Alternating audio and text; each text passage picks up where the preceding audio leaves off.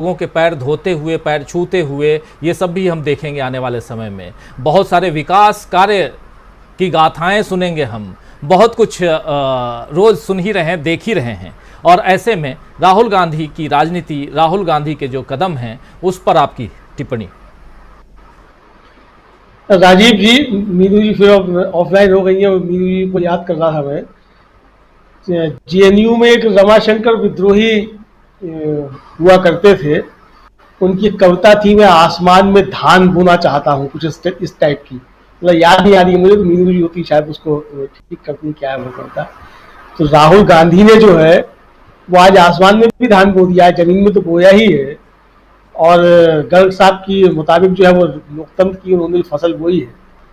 निश्चित तौर पर राजीव जी, आगे की राजनीति जो है वो काफी कुछ मोड़ लेती हुई दिखाई देगी, काफी कुछ बदलती हुई दिखाई देगी। दरअसल राजीव जी, राहुल गांधी ऐसे ही है, ये बात बिल्कुल सही है। और राहुल गांधी की ये कोई राजनीति नहीं है। आपको याद होगा कि 2008 का मसला है शायद, वो विदर्भ का यवतमाल जिले में राहुल गांधी गए थे और वहां एक कलावती नाम की महिला से और फिर संसद राहुल गांधी ने उस कलावती दिया था। फिर बाद में उसको था वो मदद दी गई थी कलावती को, और उसके बाद जो है शायद मनरेगा उसी के बाद आई थी। उस कलावती का प्रधानमंत्री नरेंद्र मोदी ने फिर बाद में मजाक उड़ाया था। मुझे ध्यान पड़ता है शायद 2013 या 14 के किसी फिक्की या एसोचैम के किसी कार्यक्रम में कुछ था, उसमें उन्होंने उसका कलावती का मजाक उड़ाया था। लेकिन अमलेंदु जी का आज नेटवर्क फोटो सेशन डाउन कराने है, के लिए पहले नहीं भी गए। डिस्कनेक्ट हो गए थे अमलेंदु जी। जी अमलेंदु जी।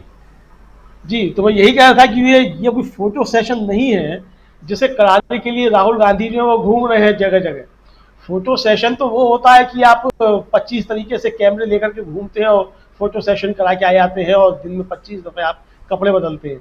ये असल में जनता से असली संवाद है, वही राहुल गांधी इस समय कर रहे हैं। तो ये जनता से जो असली संवाद है राजीव जी, ये असल में काफी परेशानियां पैदा करने वाला है, खासतौर से भारतीय जनता पार्टी को। भारतीय जनता पार्टी इसलिए मैं कह रहा हूँ क्योंकि सत्ता में इस समय भारतीय जनता पार्टी है, और जो चुनौतियां पेश हो रही हैं वो भारतीय जनता पार्टी के लिए ही पेश हो रही है। क्योंकि लड़ाई अगली जो है वो कांग्रेस की, भारतीय जनता पार्टी की ही होनी है। ये सब जानते हैं, हम भी जानते हैं, जनता भी जानती है, और तमाम विश्लेषक भी जानते हैं, भारतीय जनता पार्टी भी जानती है।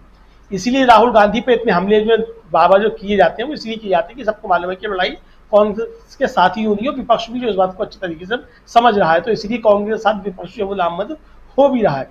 तो राहुल गांधी ये सब जो कुछ कर रहे हैं कुल मिलाकर के राजीव जी, मुझे लगता है कि ये काफी ज्यादा परेशानियां जो है वो भारतीय जनता पार्टी के लिए बढ़ेंगी। अब आपने बीच में जैसे कहा था कि प्रधानमंत्री जो है वो वंशवाद और परिवारवाद की सबकी बात करते रहते हैं, तो मैंने पहले भी बताया था, कई साल हो गए, ब्लैक एंड व्हाइट पिक्चर देखी थी, अब ध्यान नहीं आ रहा कौन सी पिक्चर थी, क्या थी। तो उसमें चोर भाग रहा है, आगे आगे पीछे भीड़ भाग रही है, तो वो चोर जो है वो चोर चोर चिल्लाता हुआ दौड़ने लगता है। तो आगे जो लोग होते हैं वो खड़े होकर उस चोर को नहीं पकड़ते हैं, बल्कि उसको निकलने देते हैं और फिर भीड़ में शामिल हो जाते हैं, चोर चोर चोर चोर। तो प्रधानमंत्री की जो स्थिति इस परिवारवाद और वंशवाद को लेकर के उस पिक्चर के जैसी बिल्कुल हो रही है। वो आगे आगे भाग रहे हैं परिवारवाद और वंशवाद चिल्लाते हो, ताकि कोई भी भारतीय जनता पार्टी के ऊपर जो है वो वंशवाद और परिवारवाद और भ्रष्टाचार जो है इसके बारे में कोई बात ना करने पाए। तो ये कुल मिला के राजीव की स्थिति। और देखिए, हर पार्टी की और हर नेता की अपनी राजनीति होती है।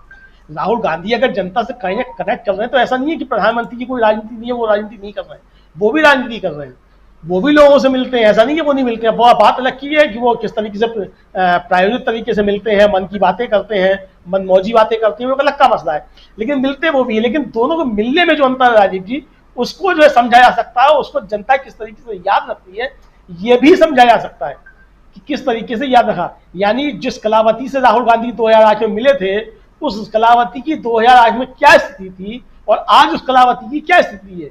और प्रधानमंत्री नरेंद्र मोदी ने वाराणसी में जिन सफाई कर्मियों के पैर धोए थे, उन सफाई कर्मियों की उस समय क्या स्थिति थी और आज क्या स्थिति, अगर इसका आकलन कर लिया जाए तो समझा जा सकता है कि राहुल गांधी की जनता से मिलने में और प्रधानमंत्री नरेंद्र मोदी की जनता से मिलने में क्या जमीन आसमान का अंतर है।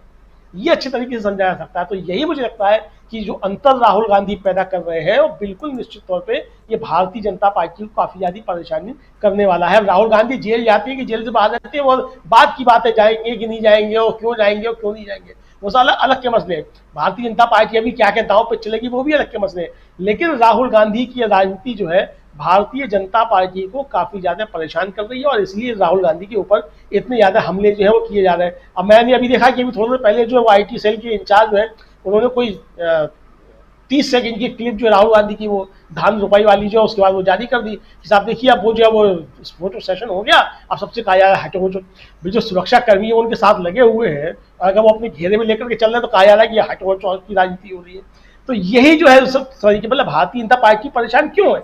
अगर राहुल गांधी के धान रोपने से भारतीय जनता पार्टी की फसल नहीं सूख रही है, भारतीय जनता पार्टी का कीचड़ जो है वो नहीं सूख रहा है, तो भारतीय जनता पार्टी को इतनी परेशानी क्यों हो रही है? राहुल गांधी कहीं भी धान रोपे, धान रोपने दो, भारतीय जनता पार्टी का क्या बिगड़ता है? लेकिन चूंकि भारतीय जनता पार्टी को परेशानी हो रही है इस धान रोपने से, इसलिए भारतीय जनता पार्टी राजीव जी निश्चित तौर पर विचलित है और परेशान है। जी, विचलित और परेशान भारतीय जनता पार्टी क्यों है, इसकी चर्चा कर रहे थे